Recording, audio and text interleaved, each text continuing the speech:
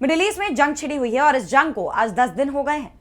America और Israel की तरफ से किए गए पहले हमले में ईरान के supreme leader ayatollah Ali Khamenei की जान चली गई थी, जिसके बाद से लगातार ये सवाल उठ रहे थे कि अब खामेनेई के बाद ईरान की कमान किसे सौंपी जाएगी। और अब ईरान के नए सुप्रीम लीडर का ऐलान कर दिया गया है।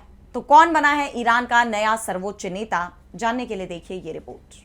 मिडिल ईस्ट में जंग अब तेज होती दिखाई दे रही है और इस जंग की शुरुआत अमेरिका और इजरायल की तरफ से की गई, जिसमें ईरान के supreme leader ayatollah Ali Khamenei की जान चली गई, जिसके बाद अमेरिका को लगा था कि अब ईरान कमजोर पड़ जाएगा और अमेरिका के सामने सरेंडर कर देगा, लेकिन ऐसा होता नहीं दिख रहा।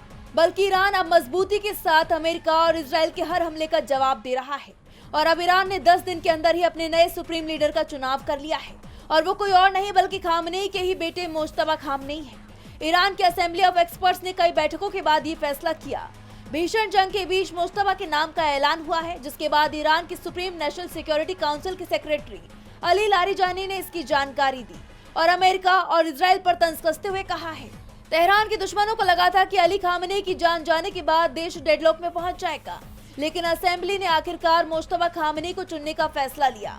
ईरान ने मोज्तबा को अपना नया सुप्रीम लीडर चुनकर ये साफ कर दिया है कि वो अमेरिका के सामने नहीं झुकेगा। ये जंग भले ही अमेरिका और इजरायल ने शुरू की है, लेकिन खत्म इसे ईरान ही करेगा। और अब जिस तरह से ईरान ने इनके खिलाफ सख्त रुख अपनाया है, उससे ये होता हुआ दिखाई भी दे रहा है। ऐसे में नए नेता के चुनाव के बाद ईरान के इस्लामिक रिवोल्यूशनरी गार्ड कोर यानी IRGC ने मोज्तबा के प्रति वफादारी की कसम खाई।